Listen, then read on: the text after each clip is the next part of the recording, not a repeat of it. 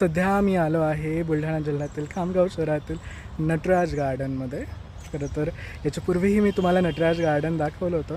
आता परत आलो आहे. इथे अगदी सुंदर अशा सुविधा केल्या आहेत आणि संध्याकाळी लाईट वगैरे लागल्यानंतर आणखीच सुंदर दिसते. आज आई आणि मी आलो होतो. खूप लहान असताना इकडे ती मला घेऊन यायची आणि आता हे रिनोव्हेट झाल्यानंतरचं हे सगळं दृश्य मी तुम्हाला नटराज गार्डन दाखवतो. तर मी सध्या आलो आहे आईसोबत खामगाव नगरपालिकेचं नटराज गार्डन पाहण्यासाठी, ज्याची स्थापना 1962 आहे.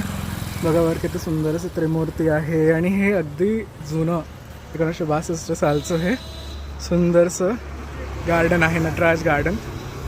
इथे बघा किती सुंदर सुंदर शिल्प आहे. हे टिळक राष्ट्रीय विद्यालयाचे चित्रशिल्प महाविद्यालयाचे पंथे गुरुजी आहे, त्यांच्याच संकल्पनेतून साकार झालेले आहेत. सुंदर असे जाऊयात आणि पाहूयात. हे नवीन बनवलं आहे, खरं तर नवीन याचं रिनोव्हेशन केलं आहे. आता इकडे 5 रुपयेसुद्धा लागतात, शुल्क आकारलं जातो. मी खूप आधी पाहिलं होतं. आई आणि आम्ही आलो आहे. हे बघा सुंदर असे व्यक्ती दाखवलेत. लहान मुलांसाठी असतं का याच्यात? सगळ्यांसाठी 5. ओके, 5 वर्षाच्या वर. आणि हे बघा हे असं काहीसं गेट आहे. आता खूप छान, म्हणजे पूर्वीही छानच होतं, पण आता याच्यात थोडी सुधारणा केली आहे. जसं लहान मुलांसाठी नवीन पद्धतीचे खेळणे वगैरे सगळं काही त्यांना आणलं आहे. त्या भागातनं हे असं काही सुचतं. इथे असं थोडं स्टेजसारखं केलं आहे. इथे काही रूम्स आहे आणि ह्या सगळ्या ज्या प्रतिमा आहे जुन्या सुंदर अशा, त्यांना परत नवीन पद्धतीने त्यांनी केलं आहे. इकडे अगदी समोर ना अगदी सुंदर असं छोटंसं पॉन्ड आहे.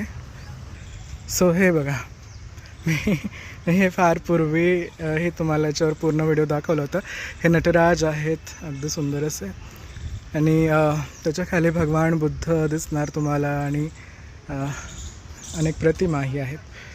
सो हे खरं तर बोधचिन्हच आहे खामगाव नगरपालिकेचं असं. तर आई आज माझ्यासोबत आली आहे नटराज गार्डन पाहण्यासाठी. कसं वाटलं आई नटराज गार्डन? आता झाडं थोडे कमी झाली आहे, पण ठीक आहे.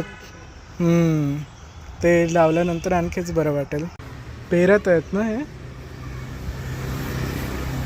पेरणी करतानाचं शुल्क.